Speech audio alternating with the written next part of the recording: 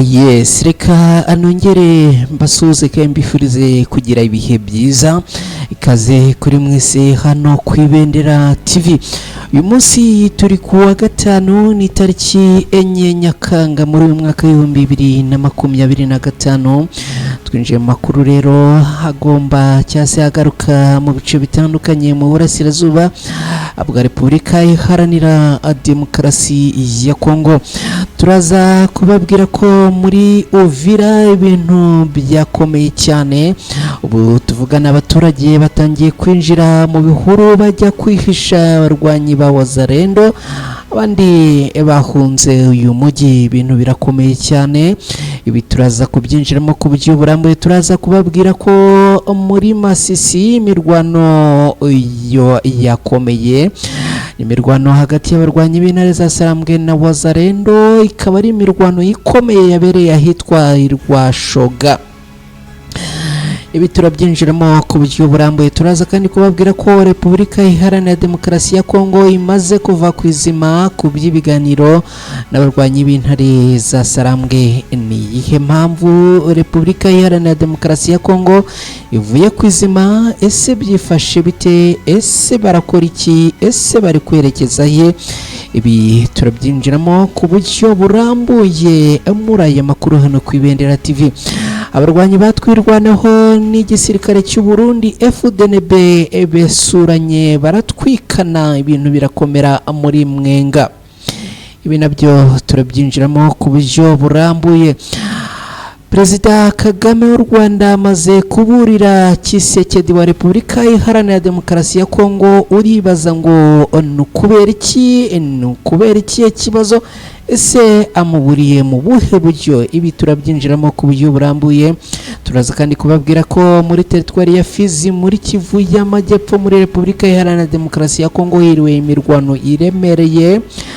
N'imirwano abarwanyi b'intare za Sarambwe bongeye kwigaragarizamo ndetse bakongera guhabya bikomeye cyane abarwanyi ba Wazalendo. Amagingo ayangaya turababwira yuko abarwanyi b'intare za Sarambwe bongeye kurasa Land Cruiser yari ipakiye abarwanyi ba Wazalendo nabo ku ruhande rw'igisirikare cy'u Burundi na FARDC. Abango abari bitabiriye n'uri mirwano hagati yabo n'abarwanyi b'intare za Sarambwe. Ibi turaza kubyinjiramo ku buryo burambuye. Wowe wageze hano ku Ibendera TV nyemerera n'ubundi nongere nguhe ikaze, nkwibutsa gukora like, n'ubundi niba ari bwo bwa mbere ugeze hano ku Ibendera TV nkubwira ngo ukora subscribe. Mugiye ukora subscribe yuke no gukora kuri ako kantu kameze nk'inzogera kugira ngo twe tujye tukoherereza amakuru udatakaje umwanya wo kujya kuyashakisha.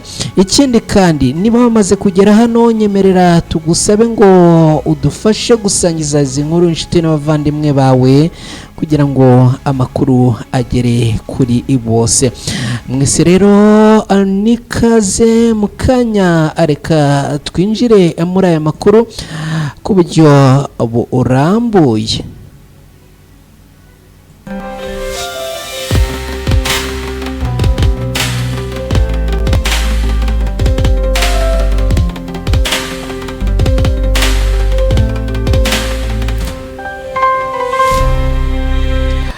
Yes, reka n'ubundi nongere mbahe ikaze mwese aho muherereye. Nizere ko meze neza, nizere ko ubuzima bukomeje kugenda bumera neza. Reka twinjire muri aya makuru ku buryo burambuye. N'amakuru duhereye muri Kivu y'Amajyepfo muri Repubulika Iharanira Demokarasi ya Kongo, ni mu mujyi wa Uvira niho aya makuru tuyahereye. Magingo ayangaya n'undi abaturage batuye muri uyu mujyi wa Uvira bakomeje kugenda bahura n'ibibazo by'umutekano mukeya. Abarwanyi ba Wazalendo bakaba n'ubundi nyuma yuko bahawe uburenganzira bwo kugenda bahiga batavuga, rumwe cyangwa se abagaragaza ko barimo kwitabira gahunda n'imyumvire y'abarwanyi b'intare za Sarambwe. Abarwanyi ba Wazalendo rero bongeye guhiga bukware bamwe mu baturage, ariko ngo ikibazo gikomeye kinateye inkeke nuko ngo ibi birimo gutuma hagenderamo n'abandi baturage b'inzira karengane. Ahitwa kuri Crishe Duwire Etabernacle habaye imikwabo iremereye hagana amasaha y'isa 12 zikira isa moya ni mukanya gashize. Akaba ari imikwabo kandi ngo yanabaye no mu gace ka ruguru ahitwa Mwaminifu Amani. Rero ibi bikaba byatumye abaturage bahunga bakajya kwihisha mu bihuru bitandukanye, abandi bakajya kwihisha mu mashyamba. Aka ni agace kegereye ishyamba, kakaba ari agace n'ubundi kegereye cyangwa se gateganye n'aha mu bice bya Source de la Rivière Murongwe. Kuvuga ko rero abaturage batangiye kugenda binjira muri aya mashyamba yo hirya cyase yakikije uyu mujyi wa Uvira, n'ubundi bakihishamo kubera yuko ngo imikwabo ya Wazalendo yibamereye nabi, ngo barimo kubica kandi ngo barimo kubica nta kubateguza nta n'icyo babaziza. Ku ruhande rwa Wazalendo zo ngo barimo kubica babaziza yuko ngo ari ibyitso by'abarwanyi b'intare za Sarambwe biri ahangaha muri uyu mujyi wa Uvira. Ibintu byakomeye rero, uretse aba baturage barimo kwinjira mu mashyamba bajya kwihishamo muri iri joro, andi makuru aravuga ko hari abandi baturage bakomeje guhunga berekeza mu bindi bice. Aba atari bakeya ngo barimo guhunga berekeza mu gihugu cy'u Burundi, abandi ngo barimo guhunga berekeza mu bice bitandukanye bya Repubulika Iharanira Demokarasi ya Kongo, ariko ngo bitarimo imirwano. Ibintu rero bikomeje gutera impungenge ku baturage bo muri uyu mujyi wa Uvira. Reka aya makuru tuyerekeze muri teritwari ya Masisi, ni muri Kivu y'Amajyaruguru muri Repubulika Iharanira Demokarasi ya Kongo. Tubabwire ko abarwanyi b'intare za Sarambwe bongeye kwesurana n'abarwanyi ba Wazalendo ahitwa Rwashoga. Imirwano yongeye kubura hagati y'abarwanyi b'intare za Sarambwe n'abarwanyi ba Wazalendo mu mudugudu wa Rwashoga uherereye mu gace ka Bashari Mokoto. Ni mu gitondo cyo kuri uyu munsi tariki 4 Nyakanga muri uyu mwaka w'2025, ni mu karere ka Masisi muri Kivu y'Amajyaruguru muri Repubulika Iharanira Demokarasi ya Kongo. Amakuru aturuka habereye ibitero aravuga ko abarwanyi b'intare za Sarambwe baherutse mu kigo cy'amahugurwa, n'ubundi ngo bongeye kurwana na Wazalendo hafi y'umurenge wa Rwashoga.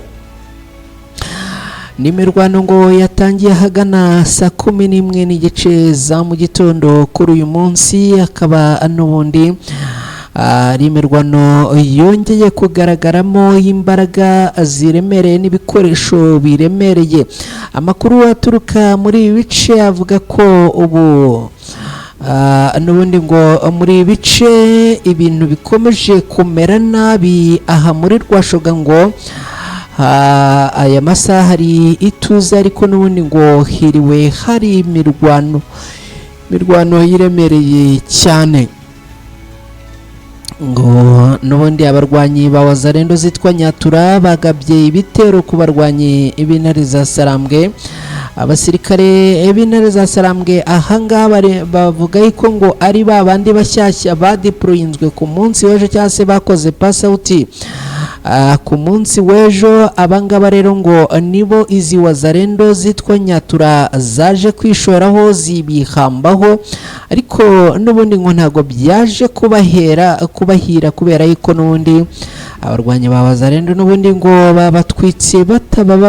batwitswe batababariwe, dore ko n'ubundi abarwanyi b'intare za Sarambwe ngo aboherejemo amabombe menshi, kandi y'urufaya bikaza kurangira n'ubundi zi Wazalendo zongeye guhura n'akaga gakomeye. iyi mirwano rero ngo yatumye aha muri ibi bice haba ubwoba bwinshi, ariko kandi ngo n'abaturage bakomeje guhunga. Ikindi kandi ngo abakora ibikorwa bitandukanye nk'iby'ubucuruzi uyu munsi ngo byahagaze kubera iyi mirwano. Aba barwanyi ba Wazalendo zitwa Nyatura rero nubwo ngo aribo bagabye bitero ngo bahise biruka nyuma y'iyi mirwano, birangira n'ubundi abarwanyi b'intare za Sarambwe bakomeje kuba muri bice kandi bakomeza ano kwegukana intsinzi imbere y'izi Wazalendo. Nubwo iyi mirwano ngo yabaye, umudugudu wa Rwashoga muri iki gihe urimo ituze, no kuvuga muri aya masaha aho n'ubundi abarwanyi b'intare za Sarambwe aribo barimo gucunga umutekano w'abaturage muri aya masaha. Gusa mu midugudu imwe n'imwe ikikije aka gace ka Rwashoga n'ubundi ngo hari umutekano muke kubera ko abarwanyi b'inyeshyamba za Nyatura bakomeje n'ubundi kugenda basahura abaturage, abandi babahutaza, utaretse nabo bafata amatekwa cyangwa se abo bafata bakabajyana nk'imbohe. Mu ntangiriro z'iki cyumweru abarwanyi ba Alliance Fleuve Congo 23 bari bongeye kongera abasirikare n'intwaro nyinshi muri imidugudu myinshi yo muri aka gace ka Bashari Mokoto. Akaba ibi rero biri muri bimwe birimo kubafasha kugenda begukana intsinzi muri bitero bakomeje kugabwaho n'izi Wazalendo. Ngibyo rero ibyo twababwira. Hanyuma rero nyemerera tugaruke muri ya nkuru ivuga ko Perezida Kagame w'u Rwanda amaze kuburira Tshisekedi wa Repubulika Iharanira Demokarasi ya Kongo. Ese aramuburira ku biki? Perezida Kagame yavuze ko mu gihe Repubulika Iharanira Demokarasi ya Kongo yaramuka inaniwe kurandura abarwanyi ba FDLR nk'uko babisabwe, u Rwanda ngo ruzakomeza gukora icyo rusabwa gukora mu gihe uriya mutwe uri ku mupaka warwo. Ibi ni bitangajwe mu kanya mu kiganiro n'abanyamakuru, aho Perezida Kagame n'undi yaganiriye n'itangazamakuru akagenda avuga ku ngingo zimwe na zimwe zitandukanye. Ni mu gihe kandi u Rwanda rwizihiza ku nshuro ya 31 umunsi wo kwibohoza cyangwa se kwibohora. Ni ikiganiro cyabaye nyuma y'icyumweru kimwe u Rwanda na Repubulika Iharanira Demokarasi ya Kongo basinyanye amasezerano y'amahoro i Washington muri Leta Zunze Ubumwe za Amerika. Perezida Kagame muri iki kiganiro yashimiye ubuyobozi bwa Perezida Donald Trump bwagerageje gukemura ibibazo biri hagati y'u Rwanda na DRC bugendeye ku mpungenge buri ruhande rugaragaza bitandukanye n'ubutegetsi bwamubanjirije bwo ngo wasangaga bushyize imbere inyungu zabwo bwite gukemura ikibazo uko bikwiye. Imwe mu ngingo rero yagarutsweho muri aya masezerano nirebana n'uko Kinshasa isabwa gusenya FDLR, umutwe ugizwe n'abiganjemo abagize uruhare muri jenoside yakorewe abatutsi mu 1994. Kuri ubu ukaba ngo ukorana n'ingabo z'igihugu cya Repubulika Iharanira Demokarasi ya Kongo. Perezida Kagame rero ubwo yabazwaga ikigomba gukurikiraho mu gihe FDLR izaba idasenywe, yagaragaje ko ingamba zo kwirinda u Rwanda rwafashe zizagumaho. Yagize ati mu mateka y'iki kibazo twabonye ko abantu badashyira mu bikorwa ibintu uko baba bemeye kubikora. Iryo ni isomo twizeye imyaka myinshi. Rero FDLR nititabwaho kandi twarashyizeho uburyo bwo kubikora mu masezerano. Ibyo bisobanuye ko FDLR izagumaho n'ikibazo kigakomeza kubaho. u Rwanda rero ngo ruzakomeza gukora icyo rusabwa gukora mu gihe cyose FDLR iri ku mupaka w'iki igihugu. Perezida Kagame yavuze ko u Rwanda rudashobora gukora amakosa mu gihe bigeze ku kubahiriza ibyo rwemeye ko ruzakora. Yavuze kandi ko mu gihe urundi ruhande ruri gukorana n'u Rwanda rwazana amayeri rukanashaka gusubiza ikibazo inyuma, yagize ati tuzakemura ikibazo nk'uko na mbere twarimo tugikemura. Aha yongeyeho agira ati gusa twe dufite gahunda, turi abanyakuri, tunateganya gushyira mu bikorwa ibyo twemeranyijeho ndetse no kurangiza ikibazo. Ku ruhande rwa leta ya Kongo rero ngo mu gihe ikibazo cyaramuka kitarangijwe, ubwo n'ubundi ngo u Rwanda ruzakora ingamba zijyanye no kuba n'ubundi FDLR ikiri ku mupaka w'u Rwanda na Repubulika Iharanira Demokarasi ya Kongo. Reka twihute n'aya makuru rero, tuvuye muri inkuru tubabwire ko twirwaneho n'ingabo z'u Burundi bongeye kwisurana abacaniranaho umuriro ni muri Mwenga. Mu gitondo cyo kuri uyu munsi tariki ya Nyakanga muri uyu mwaka, ingabo z'u Burundi n'umutwe wa twirwanaho baramutse bakozanyaho hafi ya santere ya Mikenke muri teritwari ya Mwenga muri Kivu y'Amajyepfo. Ingabo z'u Burundi zikaba zahise ziyabangira ingata ziriruka. Iyi mirwano yabaye mu gitondo cyo kuri uyu wa gatanu, bivugwa ko yamaze umwanya muto nk'uko ibitangazamakuru bitandukanye ariko n'abaturage babivuga, aho ngo umutwe w'abarwanyi ba Wazalendo wakubitanaga n'ingabo z'Abarundi bagahita batana mu mitwe, batangira rero ngo kurasana abakozanyaho, ibintu birakomera. Ariko kandi abarwanyi batwirwanaho n'ubundi nabo ngo byaje kurangira bahise batangira kurwana n'iki gisirikare cy'u Burundi. Umwe mu baturage baherereye aho ibi byabaye yavuze ko ingabo z'u Burundi zahuriye ahantu n'uyu mutwe twirwaneho ni mu gice ngo cya Mikenke werekeza mu Rwitsa nk'uku, nuko ngo bahita rero impande zombi zihita zitana mu mitwe, ariko ngo twirwaneho yaje kwirukana izi ngabo z'u Burundi ziyabangira ingata. Yagize ati twirwaneho yari mu kazi ikubita izi ngabo z'u Burundi, ndetse magingo aya ngaya ngo izi ngabo z'u Burundi zayabangiye ingata, ariko kandi ngo harimo nabo ku ruhande rw'ingabo z'u Burundi bakomeretse ari benshi. Bikavuga kandi ko ngo hari n'abapfuye nubwo imibare cyangwa se bijyanye na ripoti bitari byabasha kumenyekana. Abarwanyi batwirwaneho rero ngo baje guhashya abarwanyi b'igisirikare cy'u Burundi hakoresheje intwaro ziremereye, ubwo ngo babaturikirijeho ibiturika, birangira n'ubundi igisirikare cy'u Burundi kiyabangiye ingata. Iyi mirwano yibaye mu gihe muri iki gice cya Mikenke hari hamaze igihe hari agahenge, kuko imirwano iheruka kuhabera yabaye mu kwezi gushize ubwo no kwezi kwa gatandatu mu matariki yo hagati. Ngibyo rero ibintu bikaba bikomeje rero gufata intera muri bice bitandukanye n'ubundi.